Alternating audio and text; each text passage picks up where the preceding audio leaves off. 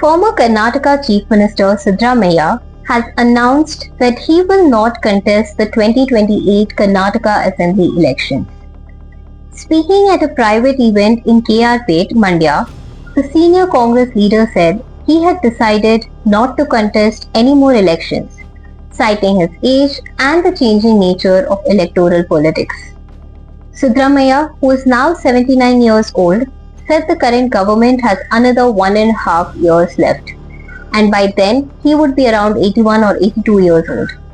He said he may not have the same health, energy, or enthusiasm to continue active electoral politics.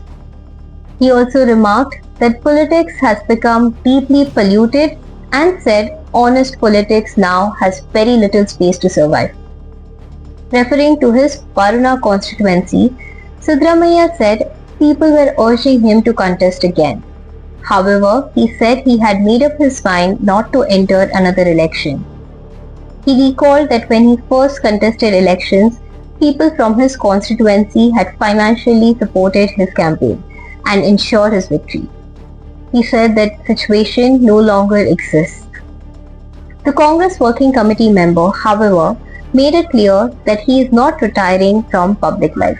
He said he would remain active in politics and continue to raise his voice for people's welfare and hardships. Looking back at his political journey, Siddaramaiah said he began his career in 1978 as a Taluk board member. He added that he had seen both victories and defeats, but had never compromised on his principles or acted against his concerns. Siddaramaiah stepped down as Karnataka Chief Minister on May 28, following the Congress High Command's decision, paving the way for D.K. Shivkumar to take over. The move came amid reports of a power-sharing arrangement within the party.